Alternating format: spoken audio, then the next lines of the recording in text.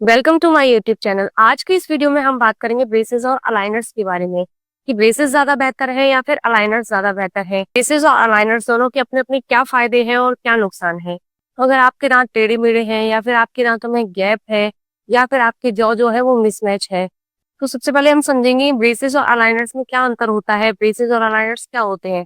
Braces जो होते हैं वो सिरेमिक और मेटल के ब्रैकेट्स होते हैं जिनको आपके दांत के ऊपर चिपका दिया जाता है और उनसे एक वायर को कनेक्ट कर दिया जाता है।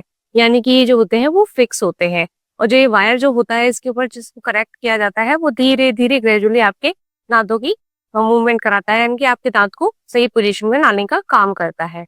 तो वहीं बात करें हम अलाइनर्स की, तो अलाइनर्स जो होते हैं वो ट्रांसपेरेंट होते हैं और ये एक रिमूवेबल प्लास्टिक की ट्रे होती है जिसको हर 10 से 14 दिन में चेंज करना होता है और इस तरह से ये आपके दांतों की ग्रेजुअली मूवमेंट यानी कि धीरे धीरे मूवमेंट कराते हैं। अगर हम बात करें अपीयरेंस की, तो अपीयरेंस में अलाइनर्स जो होते हैं वो बेहतर होते हैं क्योंकि अलाइनर्स का जब आप अलाइनर्स को यूज कर रहे होते हैं तो सामने वाले को पता भी नहीं चलता है कि आपका कोई ट्रीटमेंट चल रहा है। पर इन केस ऑफ ब्रेसेस क्या होता है कि जो ब्रेसेस जो होते हैं वो मेटल के बने होते हैं और उनपे वायर कनेक्ट होता है। तो जब भी आप स्माइल करते हैं या फिर मुंह खोलते हैं तो ये विजिबल होते हैं। तो इसलिए एज कम्पेयर टू अलाइनर्स ये ज्यादा एस्थेटिकली बेस्ट नहीं होते हैं। और हम बात करें फूड की, तो अगर आप ब्रेसेस का इस्तेमाल कर रहे हैं तो आपको टिकी और हार्ड फूड जो होता है वो अवॉइड करना होता है। क्या होता है, इस तरह का जो खाना होता है वो आपके वायर या फिर ब्रैकेट या फिर दांतों के बीच में फंस जाता है, उसकी वजह से आपको केविटी होने के चांसेस बहुत ज्यादा बढ़ जाते हैं।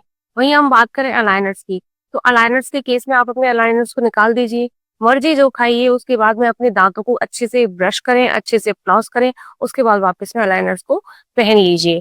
तो अगर हम बात करें खाने की, तो अलायंस ज्यादा बेहतर होते हैं। और हम बात करें क्लीनिंग की, तो क्लीनिंग में क्या होता है कि अगर आप ब्रेसेस का इस्तेमाल कर रहे हैं तो अगर आपके दांतों के बीच में खाना फंस रहा है तो उसको साफ करने के लिए आपको ऑर्थोडोंटिक ब्रश की जरूरत होती है और उनको ऑर्थोडोंटिक टूल्स की जरूरत होती है। तो इस वजह से अगर उस जगह खाना अगर फंसा रह गया तो आपको कैविटी होने के चांसेस बहुत ज्यादा होते हैं।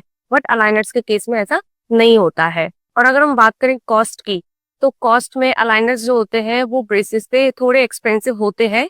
बट इन दिनों मार्केट में बहुत सारी कंपनीज के अलाइनर्स अवेलेबल है, तो उनकी कॉस्ट में ज्यादा डिफरेंस नहीं होता है। तो अगर आप अलाइनर्स का इस्तेमाल करना चाहते हैं तो आप अलाइनर्स भी यूज कर सकते हैं। अगर हम बात करें ट्रीटमेंट टाइम की, तो दोनों का ट्रीटमेंट टाइम जो होता है वो लगभग सेम होता है। बट माइल्ड केसेस में हम लोग अलाइनर्स का यूज करते हैं और सिवियर केस में जैसे कि सिवियर टूथ रोटेशन हो गया, जॉ की कोई प्रॉब्लम हो गई या फिर गैप बड़ा हुआ आपके दांतों में, तो उन केसेस में ब्रेसेस ज्यादा सही होते हैं, ब्रेसेस ज्यादा अच्छे से काम करते हैं। तो अगर हम बात करें पेन और डिस्कम्फर्ट की, जब आप ब्रेसेस यूज करते हैं तो उस केस में क्या होता है, वायर की वजह से आपके चीक पे अंदर की साइड में अल्सर होने के चांसेस बहुत ज्यादा होते हैं।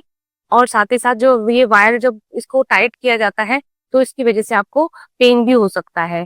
बट अलाइनर्स के केस में क्या होता है, अलाइनर्स जो होते हैं बहुत ही माइल्ड सा प्रेशर डालते हैं आपके दांतों पर और ये इस तरह से और कोई भी अल्सर या फिर इस तरह की कोई प्रॉब्लम केविटी वगैरह होने के चांसेस बहुत ज्यादा कम होते हैं। और हम बात करें कि बच्चों में ब्रेसेस इस्तेमाल करनी चाहिए या फिर अलाइनर्स इस्तेमाल करनी चाहिए, तो जो बच्चे होते हैं या फिर केयरलेस पर्सन जो होते हैं उनके लिए हम लोग ब्रेसेस को रिकमेंड करते हैं क्योंकि ब्रेसेस जो होते हैं वो फिक्स होते हैं। बट अलाइनर्स के केस में क्या होता है कि अलाइनर्स को आपको बार बार में निकालना होता है, बार बार में पहनना होता है, तो ये सारी चीजें बच्चे और केयरलेस पर्सन जो होते हैं वो हैंडल नहीं कर सकते हैं। उस केस में हम लोग ब्रेसेस को ही रिकमेंड करते हैं। तो इस तरह से आप अपनी कंडीशन के अकॉर्डिंग अलाइनर्स और ब्रेसेस में से कोई एक ट्रीटमेंट चूज कर सकते हैं। और अगर आपके दांत टेढ़े मेढ़े हैं, आपको जॉ का प्रॉब्लम है या फिर गैप बहुत ज्यादा बड़ा है, तो आप प्लीज अपने ऑर्थोडोंटिक डॉक्टर से जरूर मिलें, उससे कंसल्ट जरूर करें और अपना ट्रीटमेंट जरूर कराएं। क्योंकि जो आपकी स्माइल है वो बहुत ज्यादा इंपॉर्टेंट है और जो आपका एस्थेटिक है वो बहुत ज्यादा इंपॉर्टेंट है। एस्थेटिक और स्माइल से हम लोगों में कॉन्फिडेंस आता है, तो प्लीज आप अपना ट्रीटमेंट जरूर कराएं।